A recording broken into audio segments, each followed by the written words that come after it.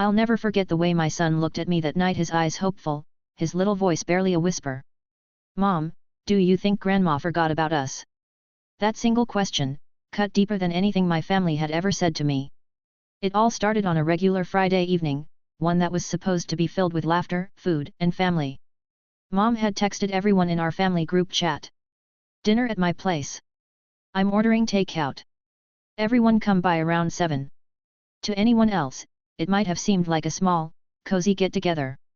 But for me, family dinners had always come with a knot in my stomach, a quiet reminder that I was never really part of the inner circle. I'm Lena, the eldest daughter in a family of 4 siblings. My younger sister Sophie has always been Mom's golden child, perfect grades, perfect marriage, perfect kids. She could burn toast and still somehow get praised for trying her best. And then there's me, divorced, raising 2 kids on my own, juggling 2 jobs just to keep the lights on. Still, I tried. I showed up. Every time. Because I wanted my kids, Ethan and Maya, to feel loved by their grandparents, even if I didn't. When we arrived that night, the house smelled like vanilla candles and freshly mopped floors. Sophie's kids were already sprawled across the living room rug, laughing and playing with new tablets. Mom was in the kitchen, chatting with Sophie about some new restaurant downtown. Hey, Mom, I said, forcing a smile. We brought dessert brownies. The kids helped. She barely looked up. Oh, that's nice, Lena. Just put them on the counter. Sophie turned, her smile picture perfect. Oh, you brought brownies? Cute. The kids probably made a mess, didn't they? I laughed softly, but inside, something stung. She didn't mean it kindly, she never did. We sat down around the dining table, the TV humming in the background. The moment I'd been dreading came fast. Mom clapped her hands. Okay, let's decide what to order. Sophie's kids, what do you 2 want? Her grandkids, Sophie's grandkids, lit up instantly. Pizza. And fries. Can we get milkshakes too? Mom chuckled. Of course, sweethearts. Pizza and milkshakes it is. She took out her phone and started placing the order. I waited, half smiling, expecting her to turn to my kids next. But she didn't. Seconds passed. The room went silent except for Sophie chatting about her husband's new car. Ethan shifted in his seat. Grandma, can we? Mom cut him off gently. Oh, sweetheart, I think there'll be enough for everyone. Don't worry. Enough for everyone. Except I knew what that meant. She was ordering just enough for Sophie's family, like always. My kids and I would end up sharing crusts, pretending we weren't hungry. I glanced at Sophie, but she was too busy texting someone to care. Her kids were giggling, showing each other emojis, completely unaware of the quiet tension simmering around the table. Maya looked down at her lap, playing with her bracelet. Mom, she whispered, do we not get to pick? My throat tightened. I didn't want to make a scene, not in front of the kids. Not again. I smiled at her, though it took everything in me. It's okay, baby. Grandma's ordering. We'll eat what everyone eats. But deep down, something twisted inside me. This wasn't new. Every holiday, every birthday, every family moment I'd been made to feel like an outsider. But seeing my kids treated like that, that was the breaking point. When the food arrived, Mom called everyone to the table. Boxes opened, steam rising, laughter filling the air.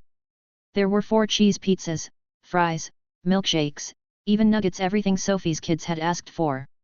And then, one sad little container of salad, my supposed favorite. Lena, Mom said, placing it in front of me, I remembered you're watching your weight. Sophie snickered under her breath. I looked at Ethan and Maya. They were silent, polite, waiting for everyone else to start before touching anything. Something in me cracked. I didn't say a word, but inside, a storm was brewing. Because this time, I wasn't just hurt, I was watching my children learn what it felt like to be less. And I swore to myself, right there at that table, that this would be the last time they'd ever have to. That night, as I tucked them into bed, Ethan looked at me again and whispered, Mom, why does Grandma love them more? I kissed his forehead, my heart heavy but burning with quiet resolve. She doesn't, baby, I lied softly. She just doesn't see things clearly yet.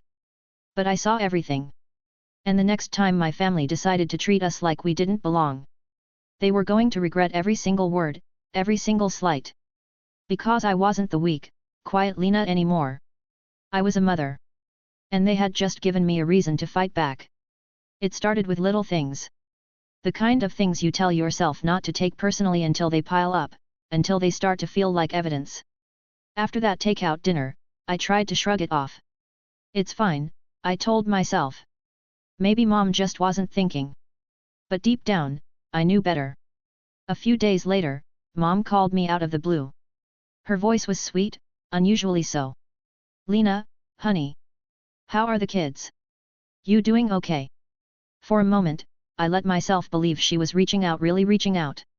But before I could even answer, she slipped in, listen, could you pick up Sophie's kids from school this Friday? She's got a meeting, and your schedule's flexible, right? Flexible. That word always meant my time doesn't matter. I glanced at my planner, double shifts, laundry, groceries, bills I was juggling like sharp knives. Still, I heard myself say, sure, Mom. I'll figure it out. Because that's what I always did, figure it out. For everyone else. That Friday, I picked up Sophie's kids smiling, chatty, messy with ice cream and dropped them off at Mom's. Sophie was already there, hair perfect, manicured, hands wrapped around a latte. She didn't even look up when I came in. Oh, thanks, Lena, she said, waving her phone. Mom and I were just going over the menu for Sunday dinner. We're thinking Thai this time. I blinked. Sunday dinner. Mom looked caught for a split second. Oh, didn't I tell you? We're doing a small family night, nothing fancy. Small family night. Translation, you're not invited. I smiled tightly. No, you didn't mention it. Sophie giggled. Don't worry. It's just us this time. You know how chaotic it gets when all the kids come. When all the kids come. Meaning, mine. I just nodded, pretending not to care. But as I walked back to my car, my hands were shaking. That night, I tried to focus on homework with Ethan and Maya, but my mind kept replaying the conversation. Was I imagining it? Was Mom really excluding us, or was it all in my head? I told myself to stop overthinking, that families have favorites sometimes. But then, the next morning, Sophie posted a photo on Facebook. Family dinner night. Mom's famous Thai feast. There they were, Mom, Dad, Sophie, her husband, their kids all smiling, arms around each other. The caption made it worse. Couldn't ask for a better family. Love you all to bits, heavy black heart. Better family. Ethan saw it, too. He was scrolling on the couch beside me when the post popped up. Mom, he asked softly, why weren't we there? I felt my chest tighten. Because Grandma just had a small dinner, sweetie. He frowned. But we're small. That was the moment I excused myself to the kitchen, pretending to wash dishes while I blinked back tears. The following week, I decided to stop by Mom's unannounced, hoping to clear the air. When I knocked, I heard voices inside hers and Sophie's talking in low tones. I froze when I caught a fragment. Lena's struggling again. Maybe she shouldn't take on more responsibilities with the kids. My pulse quickened. Then Sophie's voice, I just don't want her bringing that kind of energy around mine. You know how she gets tired, stressed. Tired. Stressed. Two words that had become my entire identity in their eyes. I stepped back before they noticed me, my breath trembling. I couldn't bring myself to knock. Instead, I walked back to my car, numb, my heart thudding painfully. That night, I couldn't sleep. Every word replayed like a whisper in the dark. Were they talking about me as a burden? Or worse, were they talking about taking something from me? The next morning, Mom called again, acting cheerful. Sweetheart. Sophie said you might be falling behind on bills. Why didn't you tell me? My stomach dropped. I hadn't told anyone about that. I'm fine, I said cautiously. Just managing things. Well, she sighed, Sophie's husband offered to help you. He said maybe he could sign something for you. I froze. Why would I need that? Oh, honey, she said gently, we just want what's best for you and the kids. But the tone in her voice wasn't concern, it was control. And in that moment, I realized something terrifying. My family wasn't just dismissing us anymore. They were planning around us. Making decisions for us. Talking about us. Without ever letting me in. The red flags weren't red anymore, they were flashing neon. Every phone call between Mom and Sophie dropped to whispers when I entered the room. Every time I tried to speak up, Mom would say, "Don't be so sensitive, Lena." Even the kids noticed. Maya came home from Grandma's one day saying, "Grandma said Aunt Sophie's kids are better behaved because they have both parents." That one broke me. I locked myself in the bathroom and cried silently, painfully because I couldn't let them hear me fall apart. But through the tears, I felt something new flicker inside me. Not just hurt. Not just anger. Resolve. If they thought I'd always stay quiet, they didn't know me at all. Because when people push the quiet ones too far, we don't shout. We plan. And my family was about to learn that the hard way. I always thought betrayal would come like lightning, sudden, loud, impossible to miss. But when it came for me, it was quiet. Soft. Hidden behind smiles and family dinners. And it all started with one phone call from my landlord. "Ms. Miller," he said hesitantly, "I just wanted to confirm that we received the final payment. It's been processed. Your mother signed off yesterday." I froze, gripping my phone. Signed off?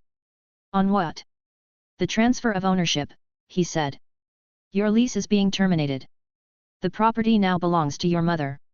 She said you agreed to move out by next month." My heart stopped. "What? No, I didn't agree to anything." He paused, clearly uncomfortable. "I can send you a copy of the signed documents. It's all under her name now." I barely remembered hanging up. My hands were shaking so badly I could hardly dial Mom's number. She answered on the second ring, her tone syrupy sweet. "Lena, darling. I was just about to call you. What's going on?" I demanded. "Mr. Lewis said the lease is under your name now. Did you buy my house?" A pause. Then that calm, patronizing voice I'd known my whole life, "It's not your house, sweetheart. It's a rental. You were struggling, and I thought it would be best if I took over payments. For the kids' sake." I could barely breathe. "Without telling me. You've been under a lot of stress, Lena." I didn't want to overwhelm you with paperwork. The room tilted. My heart pounded against my ribs. "Overwhelm me?" I whispered. "You took my home." Her tone sharpened, "Just a hint. Don't be dramatic. It's still there for you to live in, just temporarily. Sophie and I think it might be better if you move in with us for a while. You know, until you're back on your feet." That's when I realized it wasn't help. It was control. They weren't saving me. They were erasing my independence. I drove straight to Mom's house, barely aware of the road. When I arrived, Sophie's car was already in the driveway. I stormed in without knocking. "What are you two doing?" Sophie didn't even flinch. She looked up from her laptop and smirked. "Oh, you found out." "Found out?" My voice cracked. "You bought my lease out. You didn't even ask." Mom sighed as if I were a child throwing a tantrum. "Lena, you're always so emotional. You couldn't keep up with the rent, and I didn't want my grandchildren living like that.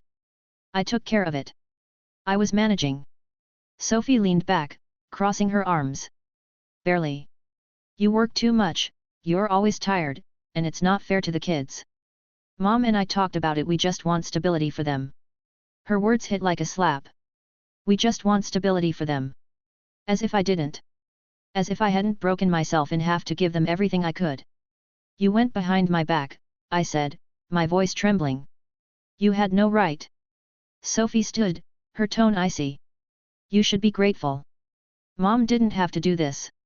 Honestly, Lena, if you stopped being so defensive, you'd see this is what's best for everyone." "Everyone but me," I whispered. Mom placed a hand on my arm, fake concern dripping from her every word. "Sweetheart, you'll always have a place with us. You and the kids can stay here until things settle." Stay here. Under her roof. Under her rules. The walls felt like they were closing in. I walked out before I said something I couldn't take back. That night, after putting Ethan and Maya to bed, I sat in the dark and stared at the lease papers Mr. Lewis had emailed me. There it was, my signature, perfectly forged. The date matched the week Mom had asked me to pick up Sophie's kids from school. While I'd been running errands for her, she'd been signing my name on documents that took away the only thing I'd built on my own. My hands shook as I zoomed in on the digital signature. And that's when I noticed something chilling at the bottom of the file. Under authorized witness, was Sophie's name. My chest went cold. It wasn't just favoritism anymore. It was fraud. They'd planned this. Together. The whispered phone calls. The sudden concern for my bills. The forced kindness. Every bit of it had been a setup. And now, my kids and I were days away from losing our home. I felt rage surge through me, hot, dizzying, and pure.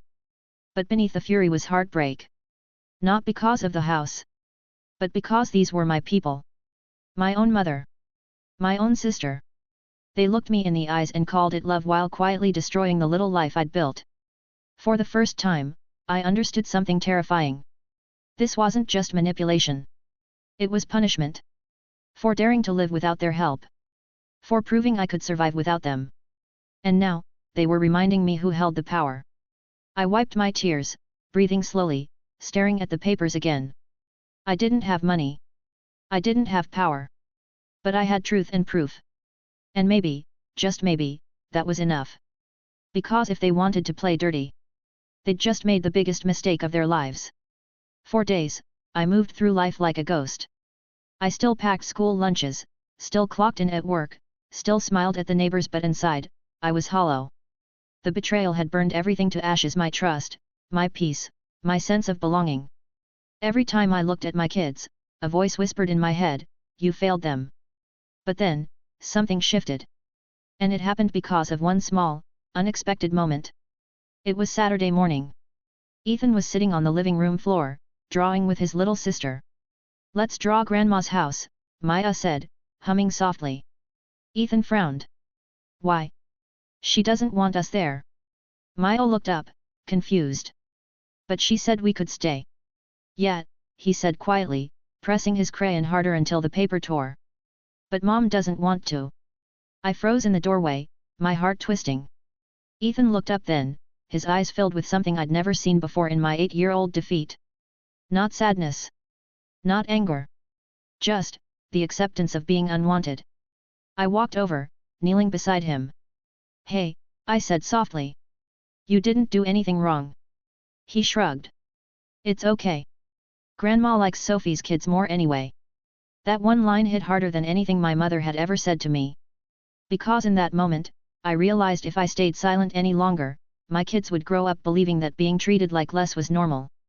That it was okay to be invisible. And I refused to let that happen. That night, after the kids were asleep, I pulled out the printed lease documents again. My fingers trembled, but this time not from fear, from focus. I compared the signatures, every stroke, every letter. I knew my handwriting better than anyone. And the more I looked, the clearer it became that wasn't me. Mom had forged my name, and Sophie had witnessed it. Together, they had stolen my right to decide where my children and I lived. I felt anger rise again, but beneath it, something new burned brighter: clarity. They hadn't just taken my home. They had tested how far I'd let them go. And for the first time, I saw their kindness for what it really was: control wrapped in care. They expected me to crumble. They expected me to depend on them. But they'd forgotten one thing: I'd been surviving without them for years. And I'd do it again. The next day, I called a lawyer. Her name was Ms. Patel, calm, sharp, and impossibly efficient. I explained everything: the forged signature, the landlord's call, the emotional manipulation. She listened quietly, then said, "You have a case, Lena. Forgery is a criminal offense. If what you're saying is true, your mother and sister could face serious consequences." I hesitated. "I don't want to destroy my family. I just want my home back." She looked at me with a kind of compassion I hadn't felt in months. "Sometimes," she said, "you have to burn the bridge that's been burning you." Those words lit something inside me. I left her office standing taller than I had in years. That week, I started making moves. Quietly. Carefully. While Mom and Sophie thought I was falling apart, I was gathering every text, every voicemail, every scrap of proof I could find. I even went back to the day I'd picked up Sophie's kids, the day Mom had likely used my absence to sign those papers. The timeline fit perfectly. Every little favor I'd done for them had been part of their planned distractions while they plotted behind my back. The more I uncovered, the angrier I became, but strangely, it didn't hurt as much anymore. It fueled me. Because now, I had something they didn't. Truth. And I was done being the quiet one. A week later, Mom called again, pretending nothing had happened. "Lena, sweetheart," she cooed, "Sophie and I were talking. We think it's time you and the kids moved in. We've already cleared the guest room. It'll be easier for everyone." I smiled, though she couldn't see it. "That's so thoughtful, Mom," I said calmly. "Actually, could you both be home tomorrow around 6? I'd love to stop by and talk in person." She sounded thrilled. "Of course, darling. Finally some sense from you." I hung up and exhaled. For the first time in weeks, I wasn't dreading seeing them. I was ready. That night, I packed a folder with copies of every document, every text, every screenshot. I even printed the lawyer's formal statement confirming the forgery. As I zipped it shut, Ethan walked into the room. "Mom," he asked sleepily. "Are we moving?" I looked at him. My sweet boy, the one who'd asked if Grandma forgot about him. I smiled softly. "Not this time, baby. We're staying right where we belong." He nodded, trusting me completely, then went back to bed. I sat there for a moment, staring at the folder, the physical proof of every lie, every betrayal, and felt something powerful wash over me. Peace. Confidence. Strength. For the first time in my life, I wasn't afraid of confrontation. I wasn't afraid of my mother's disappointment or my sister's smirk.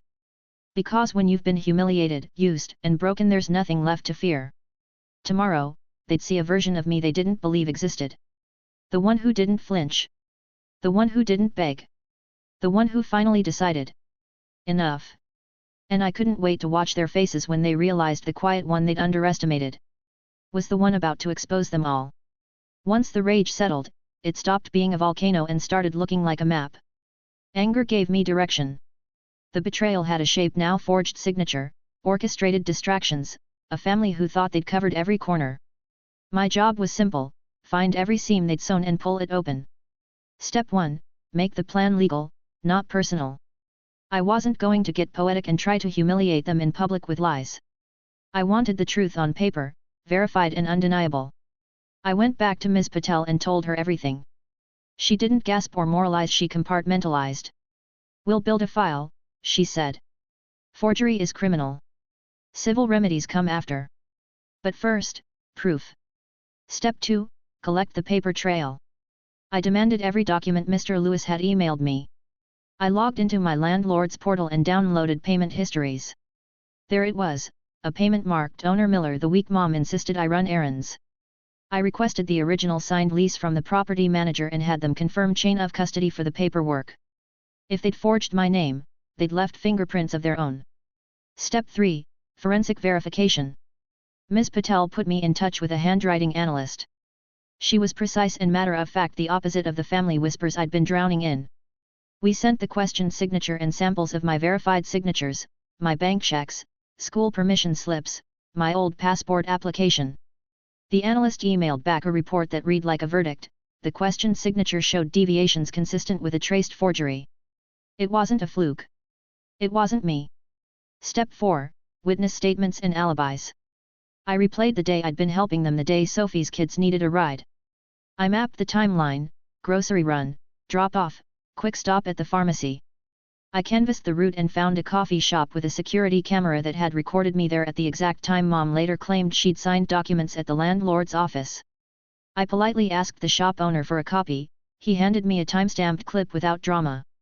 It showed my car outside, keys in hand, me buying a coffee, proof I wasn't physically at the landlord's office when the signature was forged. Step 5, financial breadcrumbs. I requested bank statements. The transfer to the landlord had originated from my mother's account, not from some mysterious charity fund. Sophie's husband had even reimbursed part of it afterward, in small installments. The money trail was tidy and greedy. It proved collusion more than charity. Step 6, capture them in their element.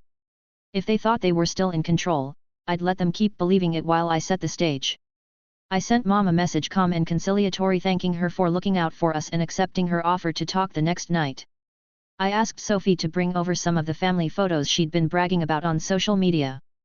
They accepted. They sounded smug. They should have, they still thought I was scrambling. Step 7.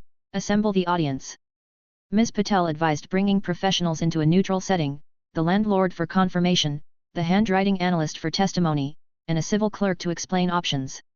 I asked Mr. Lewis to come to my house to clarify the lease confusion and he agreed. Annoyed but agreeable landlords hate unresolved paperwork.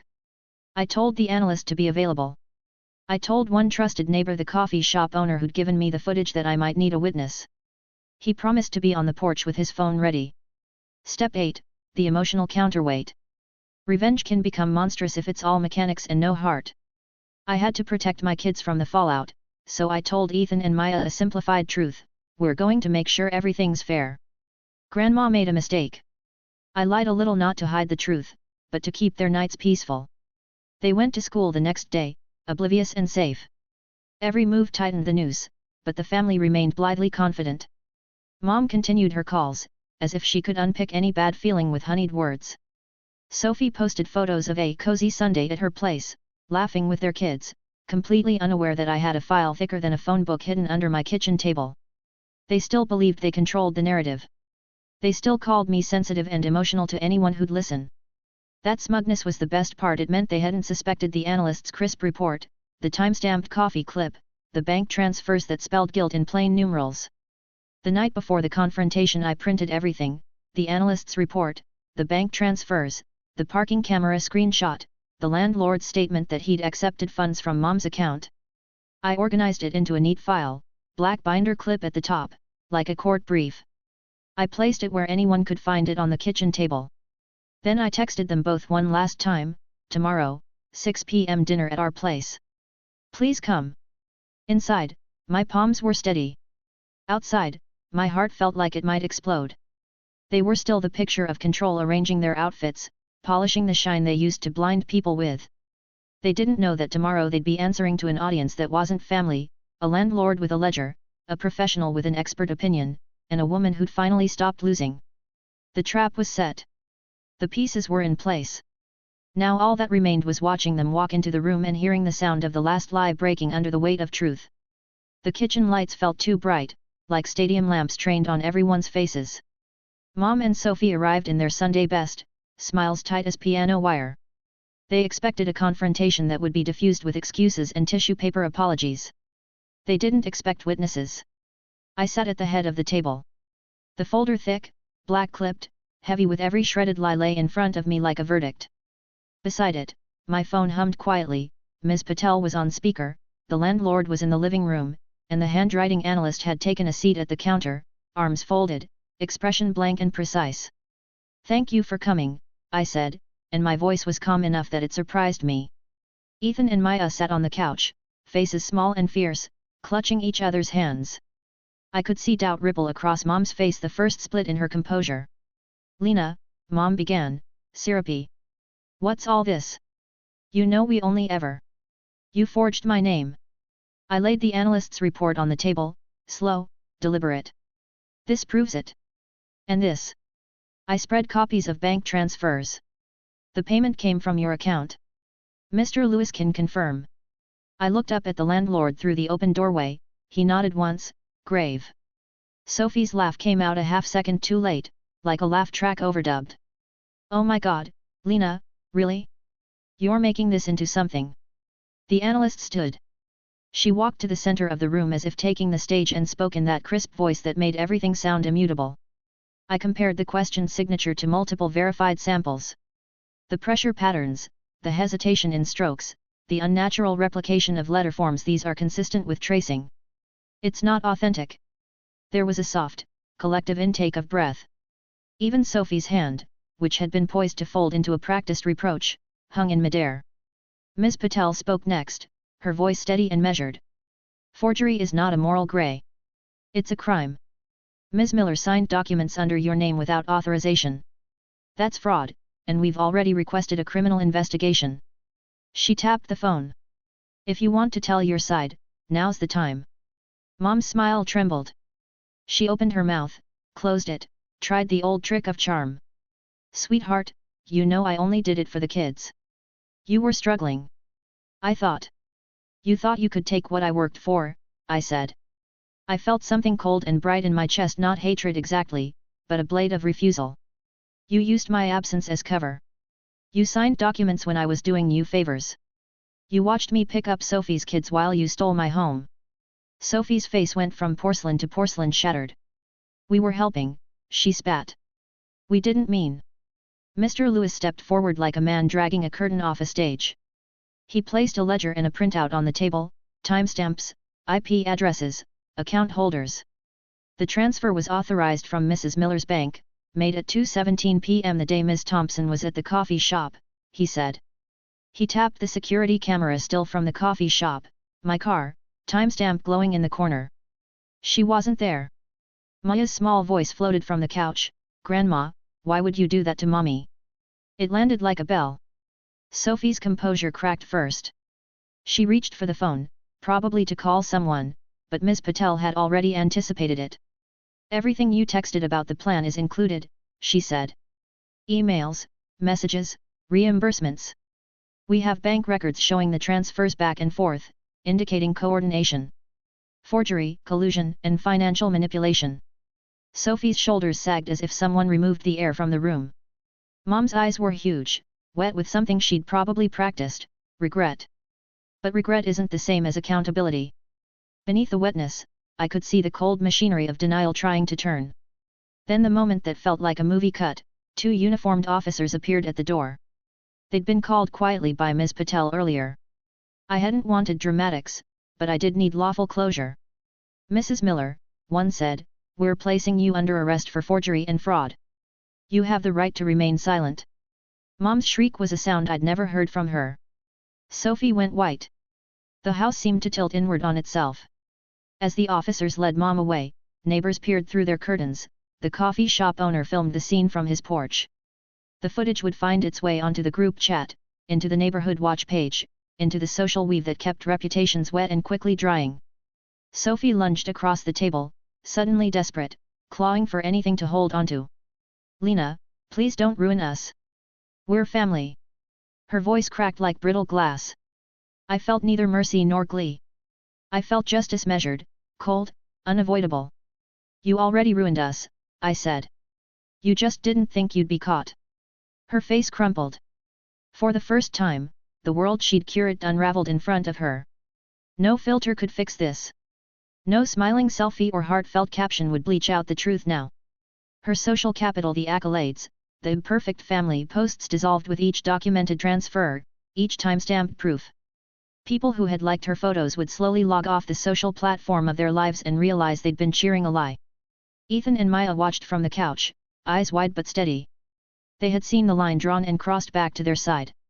When the officers finished and Mom was led out in handcuffs, Ethan exhaled, a long, small exhale that sounded like relief. Neighbors whispered. The landlord confirmed the lease would be reverted to my name pending an investigation. Ms. Patel explained restitution and civil remedies. The analyst's folder sat like a judge's gavel on the table. Sophie stood there, hollowed out, her insults evaporated into silence. She was stripped of her armor, the pretty dresses, the perfect posts, the borrowed authority of our mother's approval. The last thing she did before she left was look at me with an expression I had never seen before, naked, raw, apologetic. Too late. The house felt different after they were gone. The air seemed clearer, as if truth had opened a window no amount of charm could close. Outside, a neighbor's phone pinged. Someone had posted the footage. The group chat filled with shocked emojis and messages asking what had happened. Names whispered in the neighborhood would now take a different shape. I sat back in my chair and let the quiet settle, heavy but honest. The climax had happened not with fireworks, but with documents, voices, and the slow, inexorable weight of proof. The family that thought it could order our lives like Takeout had been served a bill they couldn't pay. And in the small, still place inside me, something else uncoiled, the knowledge that the next chapter would be about rebuilding, not revenge anymore, but reclaiming what was mine. The silence after the storm was deafening. The house once filled with whispers, fake laughter, and the smell of takeout Mom ordered for Sophie's kids now echoed with honesty. Every sound felt different. Even the ticking of the clock on the wall sounded freer. It had been 3 weeks since that night the night Mom and Sophie's empire of lies collapsed under the weight of truth. The news spread through the family grapevine faster than wildfire. A forged signature. Fraud. Arrests. Mugshots. Everyone who once called Sophie the perfect daughter now avoided her name like a bad omen. Mom's lawyer tried to strike a plea deal, but there was too much evidence. The court ordered restitution. My house, my savings, every cent taken in my name had to be returned. But the deeper punishment wasn't financial. It was social. The same relatives who once praised Sophie's kind heart now whispered behind her back, how could she do that to her own sister? Sophie couldn't go anywhere without feeling the sting of eyes on her. Her so-called friends, the ones she used to brag to, slowly unfollowed her online. Her perfectly filtered family portraits vanished from social media. The bakery she loved stopped calling her VIP customer. And her husband? He filed for separation 2 days after the court hearing, taking the kids to his parents' house until things calmed down. But the truth? Things would never calm down for Sophie again. As for Mom, the arrest broke something in her that even her pride couldn't patch up.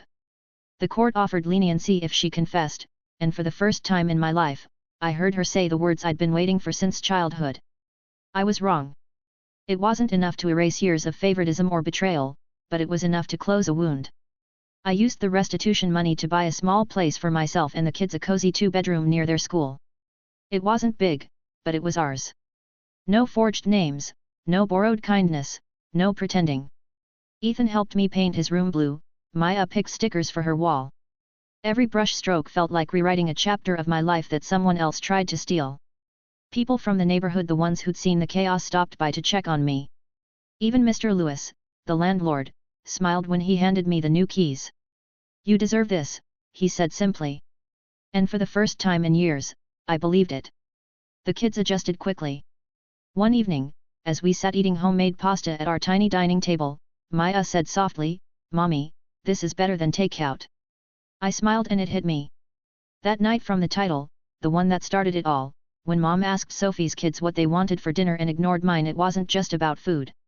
It was about value. Who she thought mattered more. Who she believed deserved more love. And now? We had everything we needed: peace, honesty, and each other.